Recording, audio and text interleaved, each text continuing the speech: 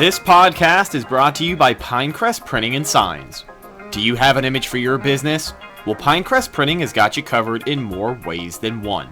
They've been providing the Tampa Bay business community with quality commercial printing and design since 2001. Their printing professionals are ready to provide you with quality marketing solutions for today's industry. They're also the newest sponsor of the Cannon Fire podcast.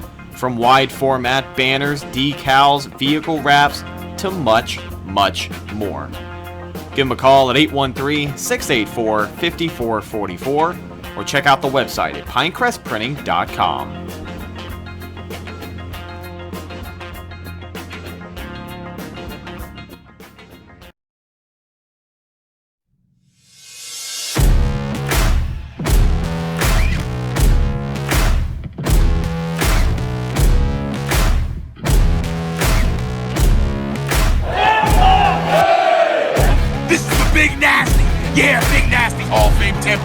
Fan, baby.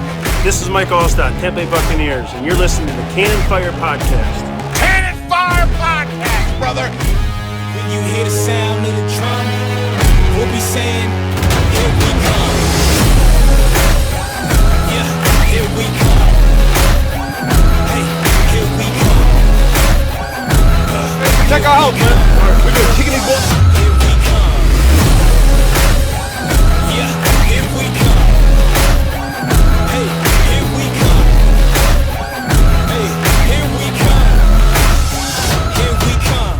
You ain't listening, and you're missing out. Woo!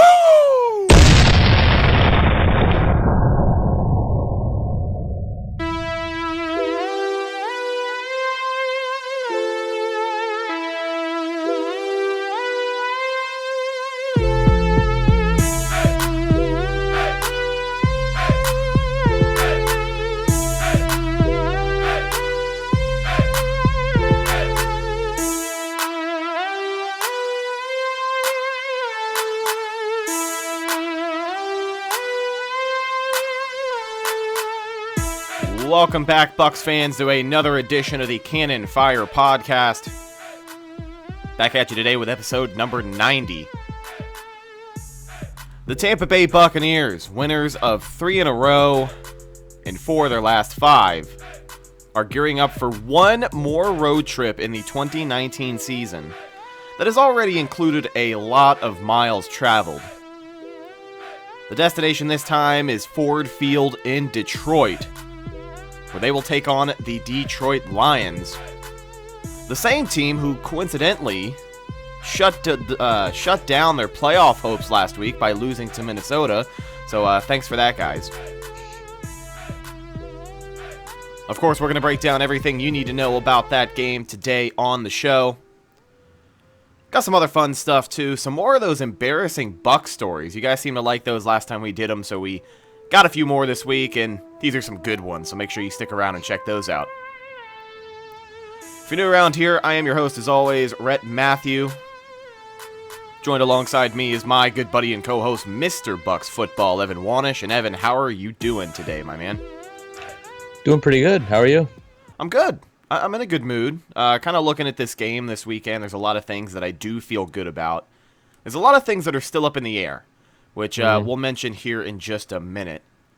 But overall, I feel good. You got to feel good after a 3-game win streak. We're still basking in the glory of winning 3 in a row. Bucs have yet to lose a game in that series. So until they do, I'm in a good-ass mood. That's just how it is.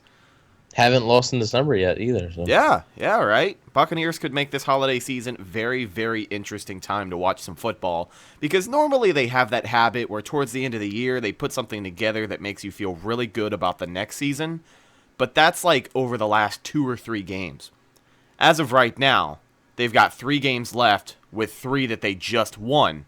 So if you can really put together a streak of, 6 in a row and win out, every single week, this team keeps winning games. It almost seems less and less far-fetched.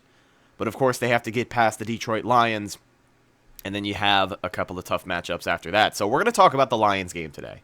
But before we get into the game, there is some Buccaneer news that we need to talk about, and it regards big number 13, Mike Evans. As of this week, Mike Evans was named Tampa's nominee for the Walter Payton Man of the Year. Now, that doesn't mean he won Walter Payton Man of the Year, but he is eligible for that award after the Bucs organization basically put him on the ballot. So really big news for Big Mike, especially this time of season. You know, we just lost him for the entire season with the severely pulled hamstring. Yeah. But to hear this news about a guy who, quite frankly, deserves all of it is really puts you in a good mood. Yeah, I mean, they try to, each team tries to pick a guy. Like, a lot of times they try to pick a different guy for, like, a few years, like maybe 3-4 years. It was Vincent Jackson that they always nominated. Right. And then I believe 1 year was Clinton McDonald. I forget who it was last year. I don't know if it was Mike Evans or not last year, was it?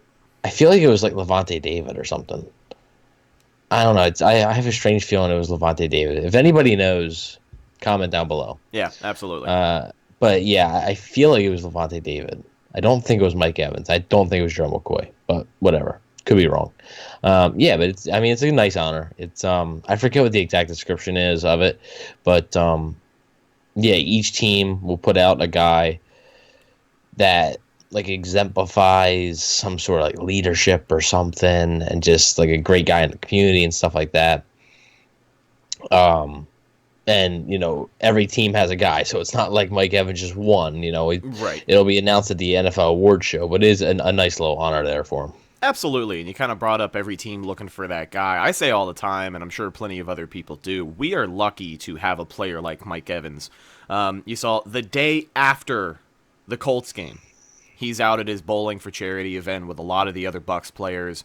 And then I believe the next day he was at One Buck Place giving away tons of presents to kids in need.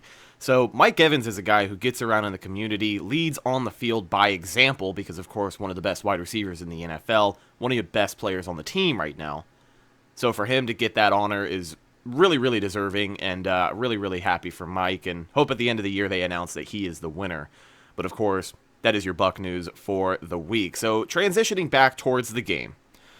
The Bucs know that this will be their last road trip this season. Yep. And they have an opportunity to finish their away schedule with a winning record.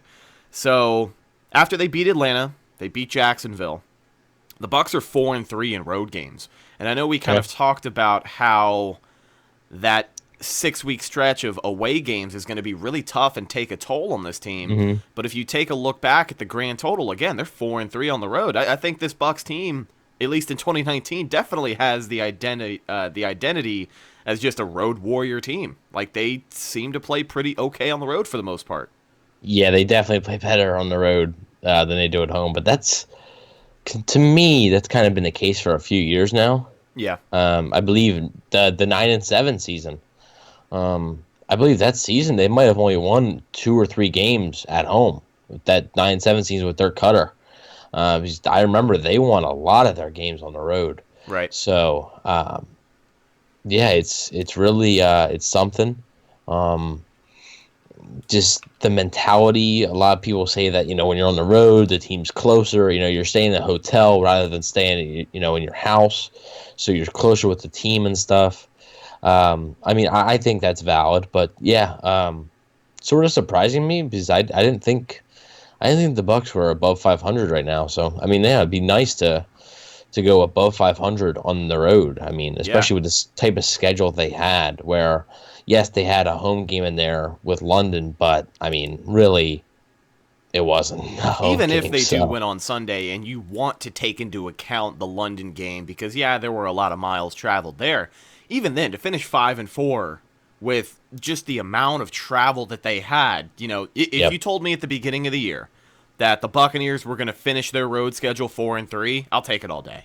Like it, you know, they have an opportunity to go 5-3, of course, with the Lions Sunday. So, I mean, your ideal situation is you go 500 on the road, right? That's your ideal. Because your ideal situation, you're thinking that your home games, you're going to be able to win most of your home games. So the ideal situation is you go 500 on the road, and then you go like 5-3 at home, or like 6-2 at home, and you're boom. Then you're 10-6. So that's the ideal situation. Obviously, an ideal situation, like, all depends on the team scenario, but Like the Patriots, their ideal situation obviously isn't 4-4 on the road, and then but like a team like the Bucs, like you have to be thinking like, especially with this schedule, like, hey, if you can come out of this at 500, you're happy with that. Just hope you can win some of your home games. Unfortunately, they had a few home games they let slip away. Yeah.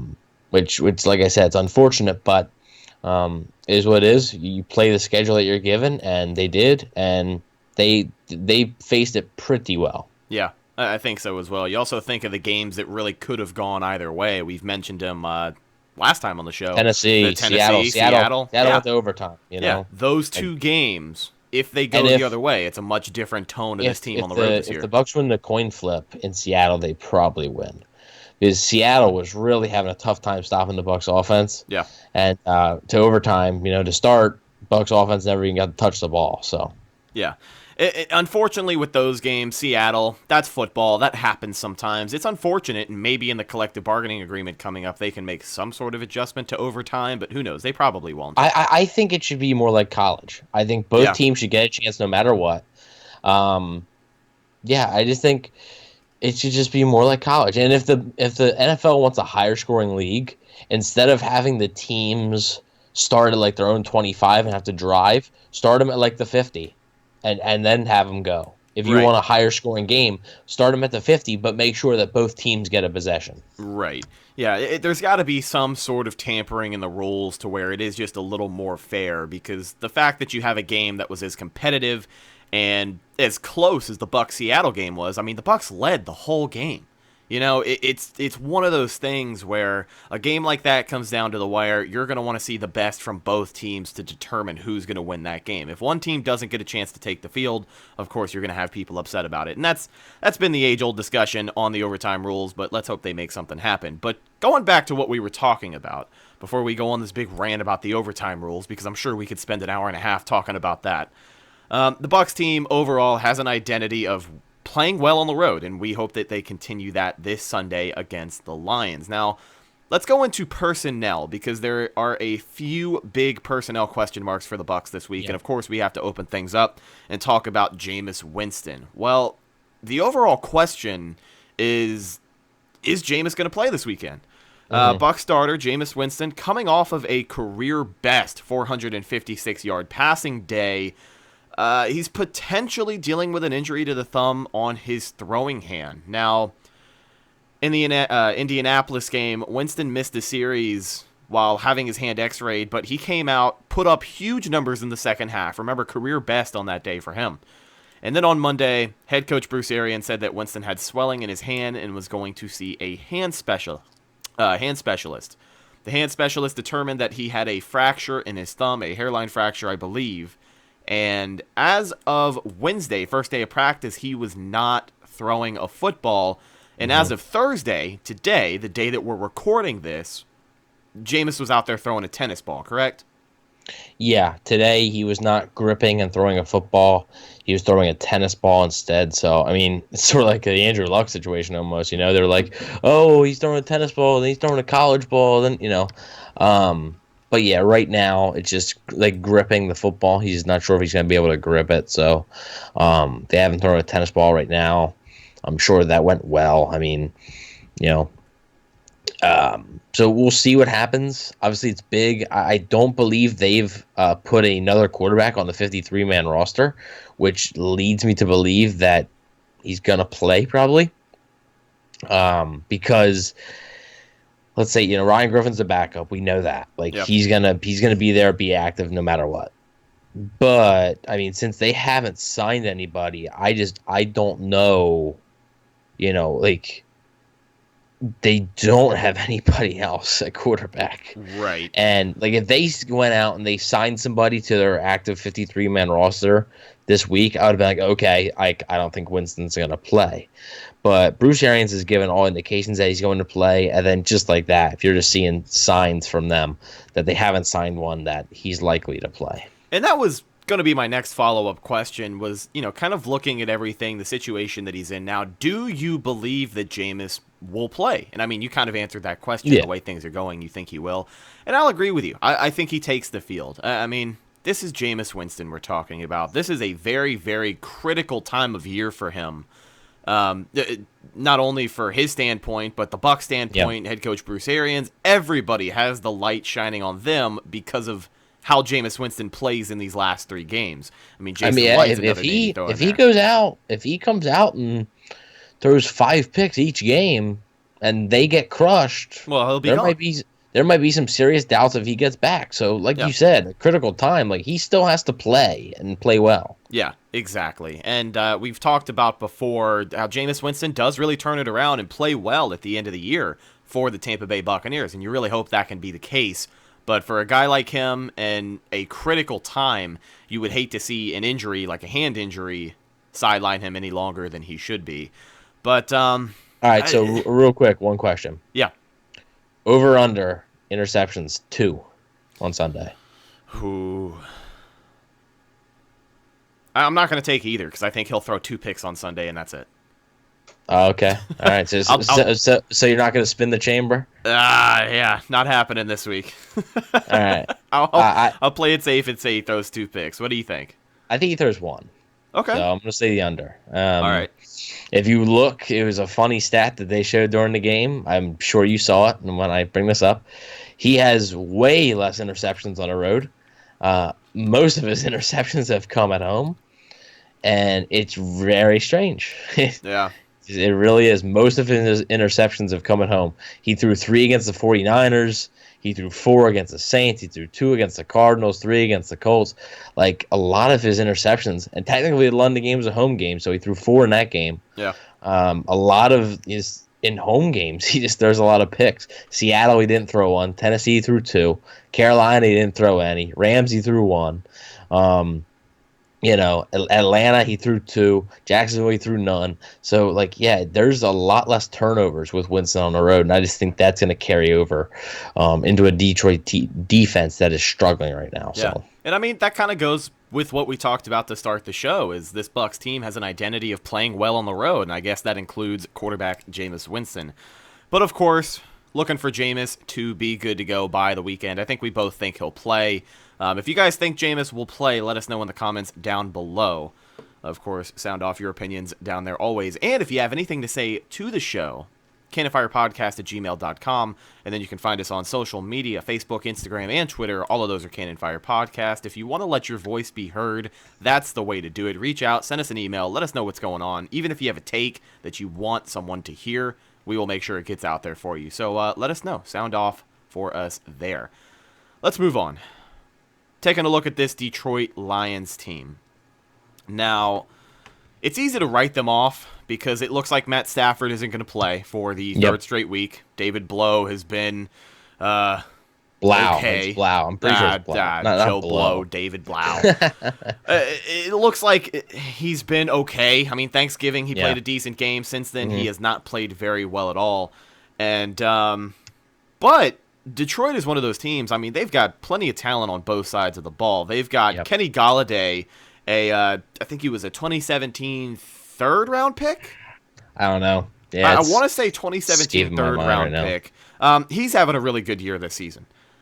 He's got 10 touchdown catches this year. And then you look at Kenny Golladay, Marvin Jones, who unfortunately they just put on IR, and also Danny Amendola. They all have 50-plus catches this season, and at times they can be hard to contain. We know this Bucs secondary still 31st in the league, so you got to be careful of that. Again, it all kind of factors into losing how Marvin Blau Jones. Them losing Marvin Jones is big. Yeah, that's huge for them. But you still want to contain those guys, and I think those are the big pieces on offense for them. Now, on defense, I think their defense has really fallen off of what it was a year ago. I remember last year, they were top 10 in total defense, pass defense, and rush defense. Or even as the season's gone on, I feel like. Yeah. Like, I feel like at the start, they were really good. Right. Now, they do have Trey Flowers. That's a big piece on that defense. He has 7 sacks, so he's kind of having himself a productive year. And then we talked a little bit before the show, another big name in that secondary of theirs is Darius Slay. While, they are 20-something at giving up passing yards through the air, Darius Slay is still a guy who can make you regret it if you throw a ball his way and your receiver isn't ready, and we've seen that happen plenty of times. The last time the Bucs played the Lions, Darius Slay picked off Jameis Winston. So absolutely. So he's a guy to be looking out for. But let me ask you about this Lions team. What are some things you're looking at, maybe some key matchups, something you're going to be paying attention to in this game on Sunday? Well, I'm focused on the Buccaneers offensive line. Just like you said, the Lions, I feel like their defense has some talent. Obviously, I don't watch enough Lions football to really understand why they're struggling like that.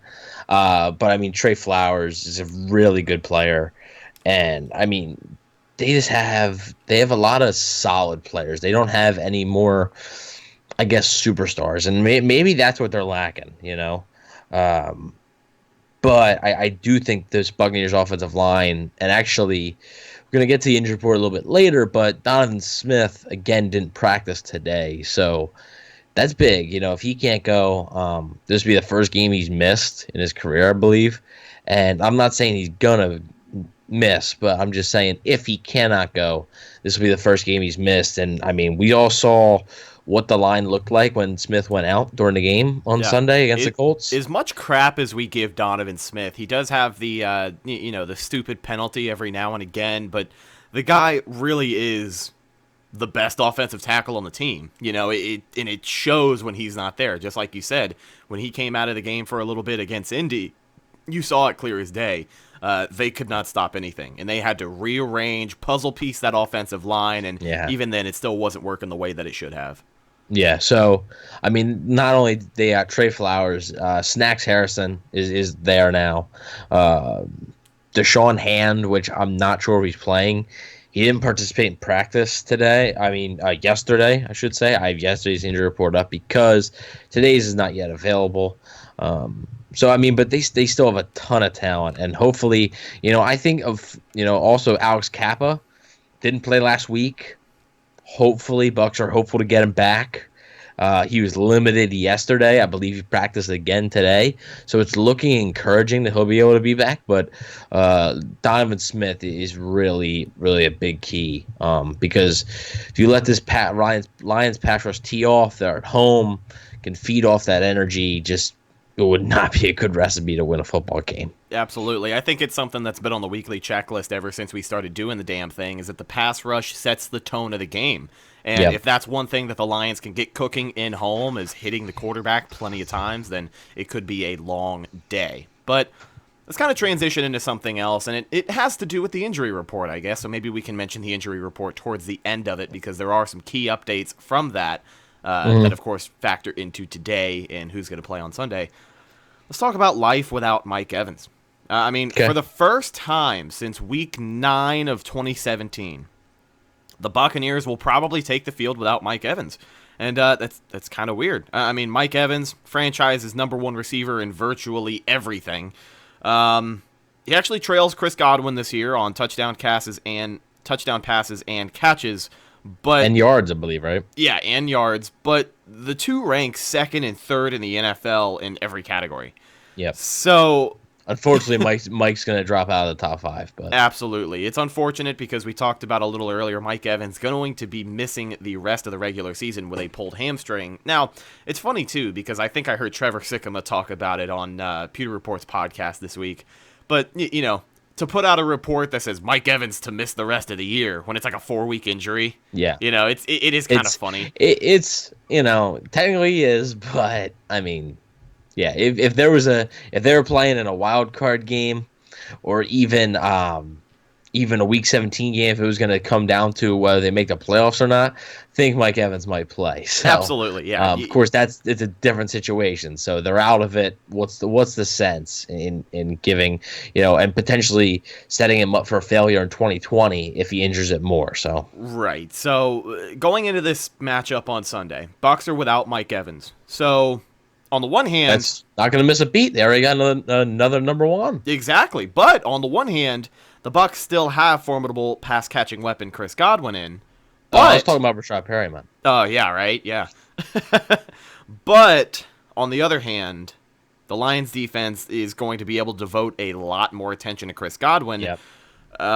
So, It's going to be interesting to watch. I mean, Tampa Bay has the NFL's second most prolific passing attack this season, and they're going to be facing a Detroit defense. Actually, I got the stat right here. So a Detroit defense that has given up the third most aerial yards this season. But the Bucs' ability to keep the ball moving may depend on how productive such secondary and tertiary targets really show up. A guy that you just brought up, Rashad Perryman, Justin Watson, O.J. Howard, you're really going to be looking for them to spread the field on offense this week, and that'll be interesting to watch without Mike Evans. And the Lions have not been great against tight ends this year, so. Yeah, that is definitely the biggest thorn in their side on defense. So, I think life without Mike Evans, right? That was the question.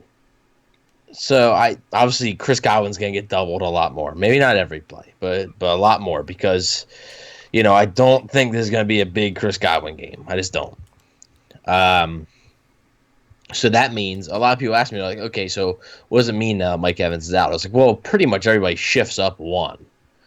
So Godwin goes to 1, Perryman goes to 2, Justin Watson probably goes to 3 because, he was really good and he deserves to be 3 right now. Yeah. After that performance on Sunday, he deserves to be 3. A little bit of an update, Scotty Miller, who I said on the Monday show, I was like, this guy, like, this is his opportunity. Like, yeah, he's got to get back. Get his ass back out there. Like he's got to get back.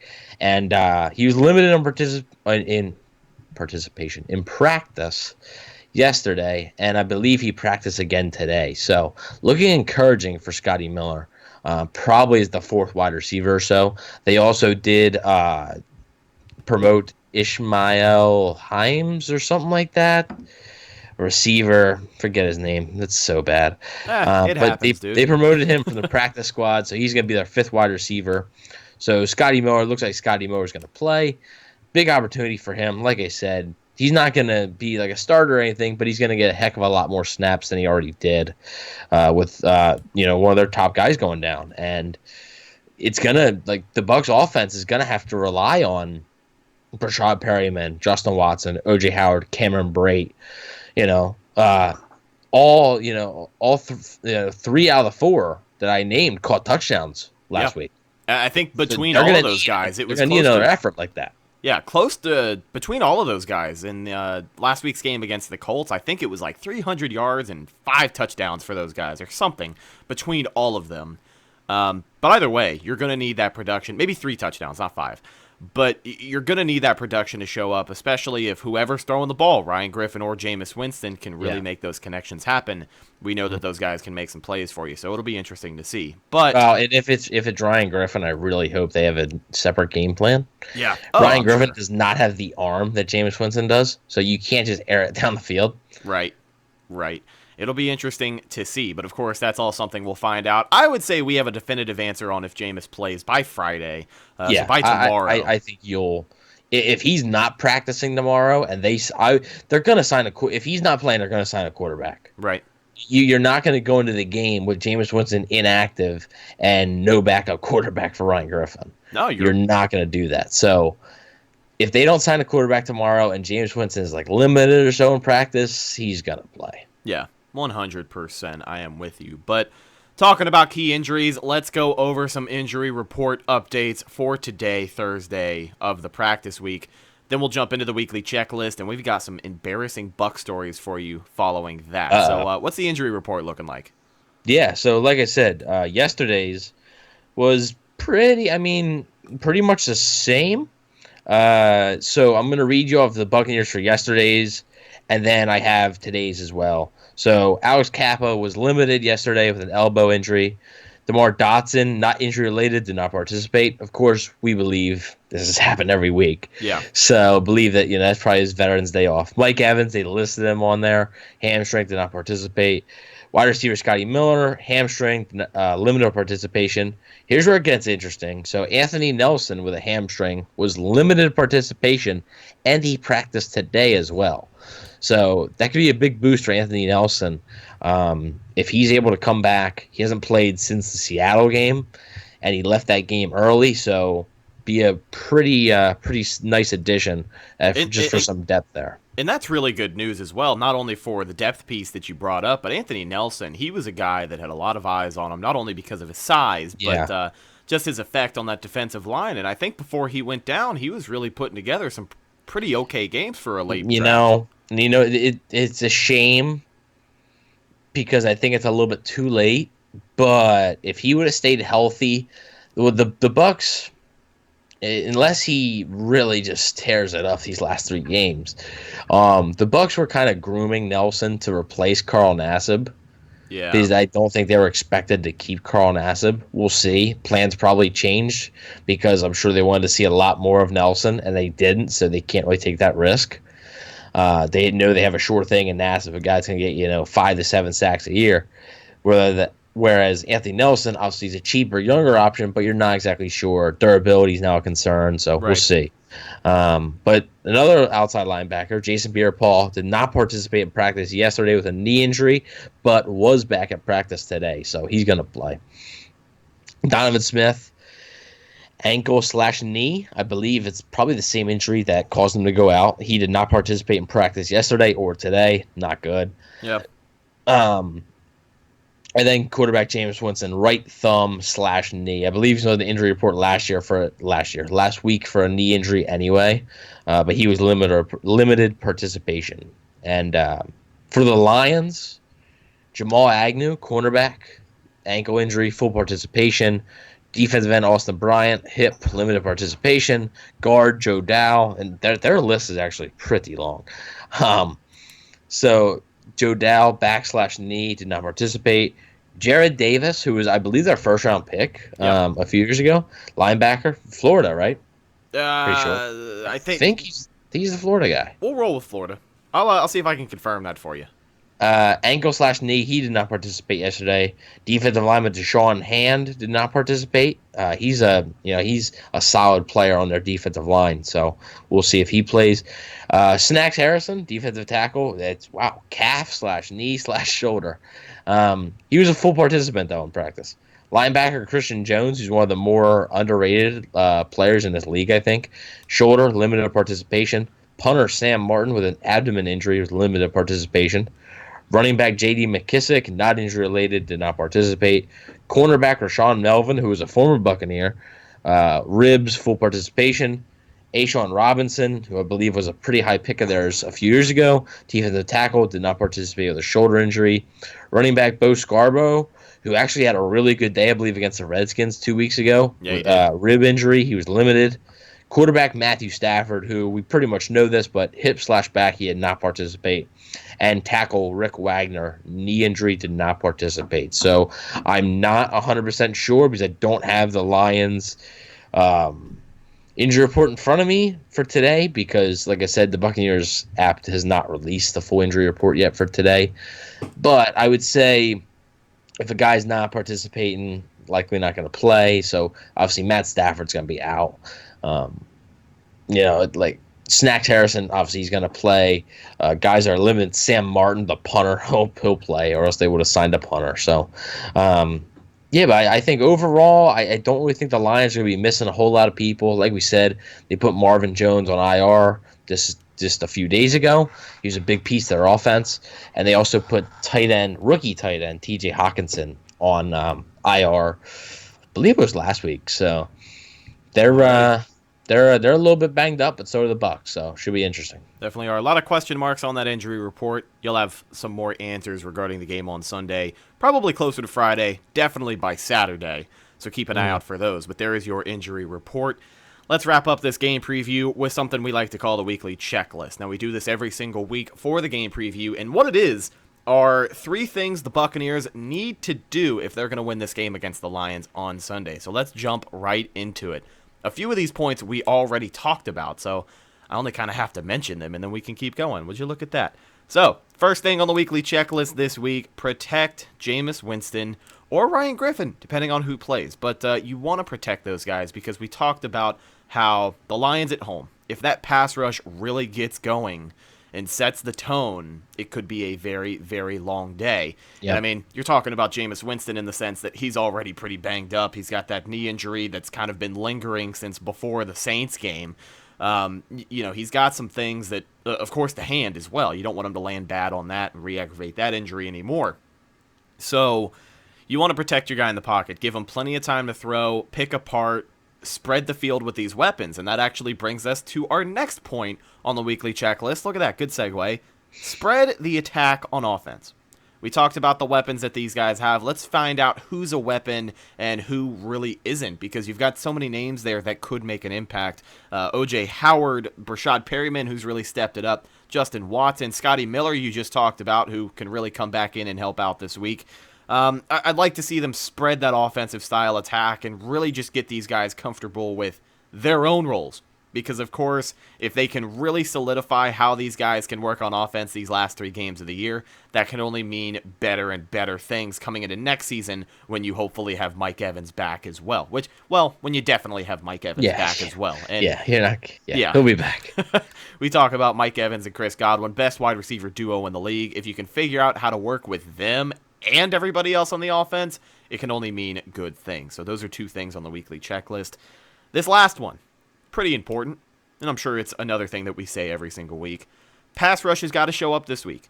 The pass rush against Indianapolis was pretty lacking, only 1 sack on the day. And by the way, updated stat here, Shaq Barrett had the half a sack. He shared it with Will Golston, but they corrected it, and now he has a whole sack.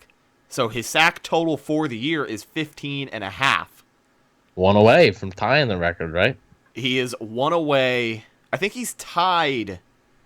He's 1 away from tying Warren Sapp's record, but right now he is tied with Simeon Rice's record. Okay. So I think he's going to do it. I think he's going to break the sack record this season.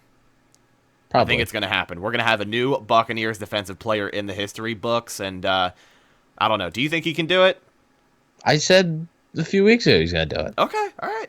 I'm just making sure. Hey, man. Got to go back and read the receipts. Expectations change. You never know. But I think he's got more than enough will to get it done, and you know damn well he's going to be trying to get it done. I would love to see Shaq Barrett in the Bucs history books. So 2 more sacks, and boom, 17.5 on the year.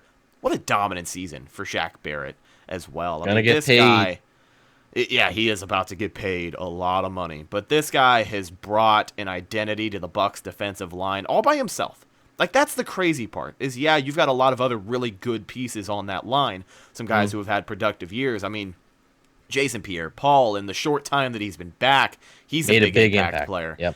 Carl Nassib, a guy that you brought up as well. And Ndamukong Suh and Vita Vea have really been coming into their own in the center of that line. And I think that's what's helping them win a lot of those battles on the line of scrimmage. But Shaq Barrett, dude, just a historic pace player. And really, really glad to see him getting the recognition that he deserves. Still leads the NFL in sacks, and hoping he can finish the year. Well, pretty damn sure he can finish the year first place in NFL sacks. Defensive Player of the Year, baby. Here we come. I believe he has a sack and a half over Chandler Jones now. Yeah, I believe Chandler Jones is 14, so he's starting to space it out a little bit. Yeah, with that correction of the stat on Sunday, his number went up, and I think a sack and a half is where he's at as well. But pass rush needs to show up this week, and I'm fairly confident that they can. This is a Detroit Lions offense that just kind of like the Jags, man. Sluggish. There isn't a whole lot about it that really scares you. Like, I don't think these guys are going to find a rhythm and torch us for 500 total yards of offense. They don't seem like that type of team. Of course, you don't want to write them off completely because, as we Bucs fans are all too familiar with, any given Sunday in the NFL, but it'll be an interesting matchup come Sunday, and I think it should be a win. Let's jump into some game predictions, and then we'll go into the embarrassing Bucs stories. But, Evan, what is your prediction? Real quick. I had 2 things here. Okay. That I wanted to put on a little checklist. So, do it, man. Add them on. Matt Gay, can you make your kicks in a dome this time? That'll be interesting. The last time you did not. Against the Falcons, you missed 2 extra points, actually missed them, and then 1 was blocked. I think that was the worst game of his career. We don't talk about the other one. Okay, but but the Atlanta game's not the worst in his career then. It was in a dome. It was in a dome. Worst career game in a dome, sure. Okay, all right. Worst All right, career I'll meet game you in the middle there. outside. We've already forgotten that other game. Anyways, this Lions team is 3-9-1. They have lost 6 straight. Do not give them any momentum. Right. Don't let them go up to 7-0, 10-0 at home. Get on them, get up on them, and get up on them early. You're up 14-0, it's over. They're done. They're not coming back. If you go up 14-0, 21-3, 21-10, 28-10, something like that, they're done. Okay? And hopefully, I think the ideal situation for the Bucs would be they're up so big that in the late third quarter, they can put in Ryan Griffin and not have to worry about Jameis Winston's thumb or or knee. Right. I think that'd be an ideal situation. Not sure if they're gonna be in that situation, but just you got to get up on them early. I'm not saying that if you're up on a 14-0, you're gonna end up beating them 34-0 because I don't think so, but being up on a 14-0 might lead to a 28-14 final or something like that. Right. You can't give these guys life. They have no life right now. They're dead in the water. They had a nice start. After that, like I said, 6 straight games they've lost. They scored 7 points last week. Just do not give them anything to feed off of. Absolutely. Now, you had another point on the weekly checklist you wanted to throw in there, right? Well, that was the two. Oh, okay. Matt Gay, make all your kicks, and Bucs just pile it on early and often. Absolutely, because like you said, you come out early. We've seen this Bucs team before. They play their best football when they're ahead. So if you can come out, get that lead early, and then just hold on to it, I can't believe this Lions team is going to give you that much of a problem. But ladies and gentlemen, it's like the Jaguars game. They were up big, right. And the Jaguars didn't have enough firepower on offense to come back. Absolutely. That's how this game should go. 100%. But ladies and gentlemen, that is the weekly checklist. Hope you hated it, and thanks for listening to it. So let's go into some game predictions, and then we'll jump into those Bucs stories that we have. But Evan, let me toss it to you. What is your prediction for the game this week? Okay, so I've debated back and forth on this. Originally, I was gonna say 31-21 Bucs, but I was 10 points. I don't know. On the road, 10 points is a lot to predict. So I'm gonna go 28-20 Bucs. Okay. I just think the Bucs are the better team. And that may even include a late touchdown by the Lions, so it might be 28-13. That might include a Falcons game touchdown almost. So the Bucs are just the better team. They're on a hot streak right now. Like I said, Lions are on the coldest of streaks. They got their third string quarterback in there. I just don't see, and normally I'd say but I think the defense has improved immensely now. I just don't see them losing this game. So naturally, they're gonna lose, but just because I said that, but I just don't think. And and I've said this a lot. If they truly want you to believe that they're starting to turn the corner and develop any sort of culture, you win this game. Yeah. And you win this game convincingly. You don't just squeak out this win. You have to beat this team. Yeah, that's where it starts, is winning winnable games. That's how you become a team that can build an identity of just winning more than you lose. I know that sounds like common sense, but this is a game you gotta win. They're missing out on the playoffs because they lost to the Giants, who they should have beaten. That's why right now they're not competing for a playoff spot still, because they lost to a team that they should have beaten. And it's just, hey, you gotta acknowledge that game eventually. Oh no, you do, and I sent out a tweet earlier this week, and it's so damn frustrating that the Buccaneers are one missed field goal away from competing for a wild card spot. But what was I saying earlier? That's exactly why I try to just get that game out of my head. But kind of follow up on you said my prediction, just like you said, I don't think there's a reason the Bucs should lose this game. You look at the team, you look at the tail of the tape, all the things that come together, even with you're missing Mike Evans, and let's say you're missing Jameis Winston, I still think that Ryan Griffin gives us a good chance to win. And of course, with Ryan Griffin coming into the game, if that's the case, you're probably going to look at Ronald Jones or Peyton Barber being a much bigger, prolific back in the running game. They're going to get that going. But of course, all hypothetical. We have to find out who's playing, and we'll probably find out that on Friday. You and I both said we think Jameis is going to play. Now, let me give you my prediction, and let's get into these Bucs stories.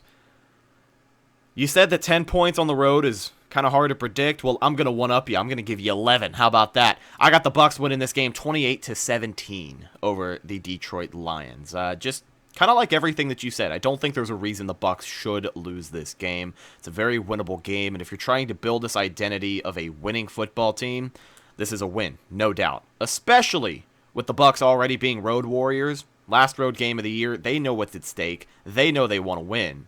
And I think they do just that. 28-17 is my final score. So, we both have the Bucs putting up 28, and we both have the Buccaneers improving their record to 7-7 on the season. Let's hope 500 since New Orleans, right? Week 5. Right? Yeah. They went into that New Orleans game at 2-2. Yeah, it's crazy. But the fact that they are 500, or well, have the chance to be 500 this late in the season is only a positive sign. Of course, you want to keep the ball rolling. You got 2 more games after that. Let's wrap it up. Let's finish 9-7. But of course, we just have to get past the Lions this week. So, there is your game preview, the weekly checklist and all, everything you need to know about this Sunday's game against Detroit. It's about time. Let's get into these embarrassing Bucs stories. Now, you guys seem to really like this segment when we did it last time, and I'll be honest, I did too. There were a lot of good stories that we heard, so we brought it back for another week. Maybe this is something we can keep going every now and again as a little treat for you guys, but let's get into it, man.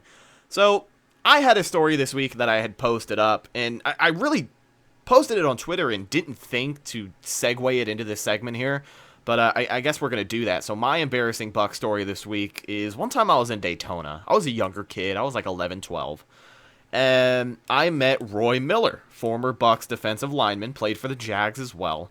I met Roy Miller when he was playing for the Jags. We were staying on a hotel on Daytona Beach, and my stepdad walks in with this huge man behind him, like 6'4" or 5". He's got these huge tattoos all over his arms, and I mean, he is just a ridiculous specimen. And I was a younger kid at the time, so I didn't really know who he was right off of the bat, but my stepdad's like, oh yeah, this guy, Roy Miller, he plays for the Jags and stuff like that. And I'm like, oh, that's really cool. So we talked about it more. He told me about his time playing for the Bucs. But my key memory of that is like him coming into our room and pretty much drinking the rest of our Jack Daniels whiskey, which we had for the trip that week, and then hit on my mom.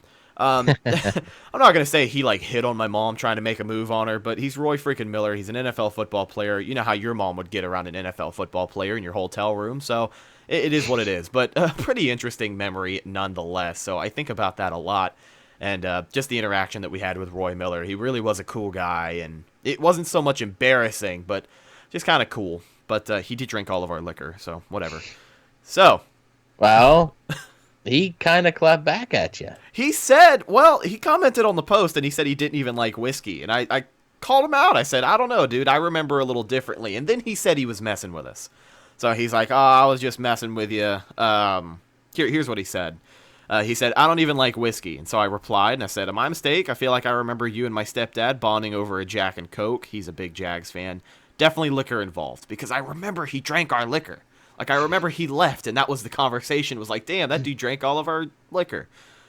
But he responded back. He said, I was messing with you. You guys had the suite downstairs, which we did. We were downstairs right in front of the pool. He said it was nice to meet you all. So really cool interaction with Roy Miller. It's cool that he remembers it after all these years, because that was, almost 9 years ago. Yeah. So the fact that he was able to respond and get back at us was pretty cool. But let's go into some of your guys' Bucs stories here. And we'll start right off the top of the bat with our buddy Griffin Greatness, who has been ecstatic this time of year. Because, has to be. Yeah, Ryan Griffin got his first snaps in the NFL last week, and, he's chomping at the bit for Ryan to really get the start this week, but that's all up in the air. But let's get into his story, right? So, this one's kind of funny. What Griffin Greatness says, when we drafted Mike Evans, I legitimately thought that he was an offensive lineman until the first preseason game. I'm assuming he was a little younger at this point, so of course you don't really watch the draft or keep up with it. You just hear this guy's name.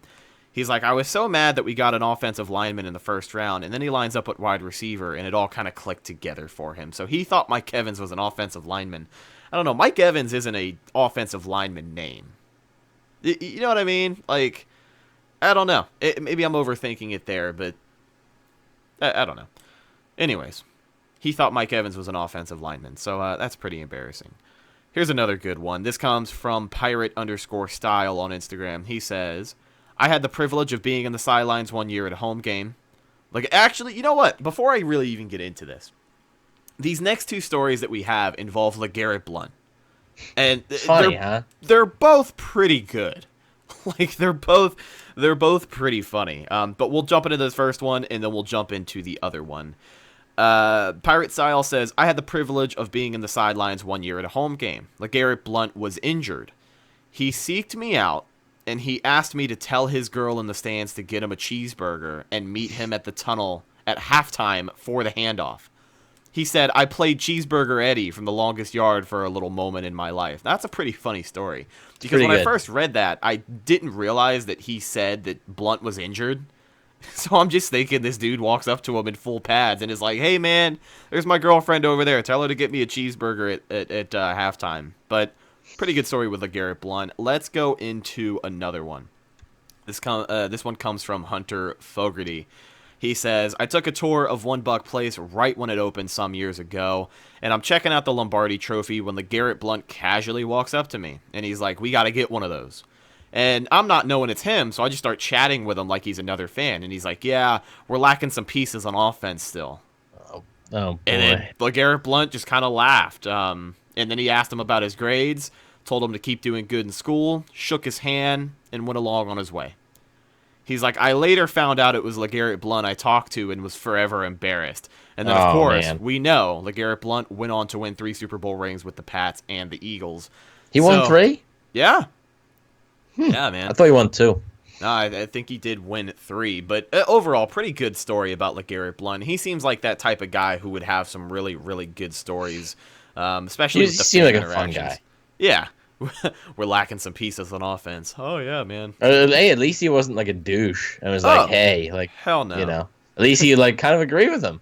What if he was like, yeah, that Freeman guy. Yeah, right? What if he's completely threw him under the bus? You never know, but I highly doubt it. Especially inside One Buc Place. That'd really be something. But we got 2 more stories, and then we'll wrap things up and get out of here for you guys. This next one comes from Bucs_insider on Instagram. And he says, when I was like 10, I met Vincent Jackson. It was really awkward because we were taking a picture and I put my hand around his back. And, you know, Vincent Jackson, he's very tall and the hand obviously wasn't meant to go there. Uh-oh. So he like really quickly moved his hand away. And then I guess they took the picture and he didn't even conversate with him afterwards. He just kind of ran off. So he got the picture, but I guess the circumstances were pretty awkward. But dude, that would be kind of weird if you go to like take a picture with a player and he's got to slap your hand off of his back. Like that'd be a little awkward too. So good story with Vincent Jackson. We've got one more story, and this regards Lavonte David and some Chick-fil-A. So isn't that something? This comes from DRRJ28 on Instagram. He says, I was working in the kitchen at a Chick-fil-A, and Lavonte David comes in to order food. I take a couple moments to gather up the courage to say hi and not be a complete fangirl in front of him, so I walk into the front of the house, confidently go up to him, and I ask, Lavonte? And he says, yes. And as I put out my hand to shake his, I completely freeze up. And the only thing that I could do was nod my head like 6 times while walking away and pointing at him and just saying, you're that dude, I love you, man. He still cringes every time he thinks about it. And I have to imagine Lavonte David up in the Chick-fil-A. First off, good food taste, right? I'll throw down some Chick-fil-A any time, any place. Anytime. But Except on Sunday, right? I couldn't imagine. Now, he didn't mention it in the story, but he never said if he, like, shook his hand or not. And I'm sure assuming he did. Yeah. Can you imagine that? Just like, if for all of the YouTube viewers, you're going to be able to see me. So he just... You're the man, dude. Love you, bro. Keep it up. Keep up the good work. Like, he has his hand out there, but they never touch. Yeah. But pretty good story regarding Lavonte David. And thank you guys for sending in your embarrassing Bucs stories. These are always a lot of fun to go over. Just some moments that you wish you could take back in your interactions with Bucs players. We got some pretty good ones, so thank you guys for sending those in. But with that, that's just about going to do it for this week's episode of the Cannon Fire Podcast. Thank you so much for listening on all of our outlets or watching with video on YouTube and BucsReport.com. And thank you guys for supporting us through 90 episodes. We are 10 episodes away from the elusive number 100. Yep. And I don't know, man. Quick side note. You might be able to notice that daylight saving time is like not good because as the show's going on, I've gotten like engulfed in darkness. I actually just did notice that. I was like, did you shut off the light in the room or something? Yeah, I never had the light on. It was just daylight, and now the daylight is starting to go. So if you're listening to this on iTunes or Spotify, Google Play, wherever, head over to YouTube and just check out this moment right now. Look at like the start of the show and then skip to about this moment if you've already listened. If not, just listen to it on YouTube. But skip to this part and just see the difference because I'm looking. I'm like, is this hat still on? I'm like, and I'm wearing all black clothes, so I'm man, soon I'm just gonna sit here. You're just gonna see my face. Like maybe I'll do like a time lapse of your video as you slowly get darker throughout the course of the episode. But absolutely. Back to what I was saying. Thank you guys for supporting us this long. And, of course, we will be talking to you guys at episode 100 before we even know it. Not a lot of podcasts get to episode 100, so I'm so thankful that we were able to get there. Still 10 episodes away, so something catastrophic could happen between now and then. But the plan is definitely to get to episode 100. Now, trying to think. You can follow the show on social media, Facebook, Instagram, and Twitter. All of those are Cannon Fire Podcast. You can find it by searching the name. You can also follow myself on Instagram and Twitter at Redicus, and then you can follow my co-host Evan Wanish on Instagram and Twitter at BucsWave. Of course, on Twitter as well at Evan NFL, if you want to see his takes on the Philadelphia Flyers, Philly sports in general, and sometimes the Bucs. But who knows? Sometimes. Before we go, do have to give a big shout out to our sponsors at Pinecrest Printing and Signs. These guys have been hooking it up in the Tampa Bay area since 2001, and they do everything. If you have an image for your business, they're going to get you hooked up. You can start small with some decals. They'll go into banners. They'll do stickers. They even do apparel, just like the apparel you see on your screen right now. Some Cannon Fire Podcast official merchandise, which is still on sale, by the way. Plenty of stock left. We've got stickers and shirts. $20 for a shirt, $5 for a pack of stickers. Y'all know what it is. If you buy a shirt, we'll include a pack of stickers as well. But all of that would not be possible without our friends at Pinecrest Printing and Signs. They have been hooking it up for a very long time in the Tampa Bay area. You heard about them at the beginning of the show. You're going to hear about them now. They continue to do a good job. RJ and his staff have you hooked up. If you're not a designer, that's A-okay, because they have multiple graphic designers who can really help you come up with an image. That is the motto. If you have an image for your business, they're going to make sure it happens for you. You can give them a call, 813-684-5444, or you can check out the website at pinecrestprinting.com. Thank you so much for listening, ladies and gentlemen. We await anxiously Sunday's matchup against the Detroit Lions and the Tampa Bay Buccaneers. Should be a good one. I am Rhett Matthew, signing off for Evan Wanish, and as always, go Bucs.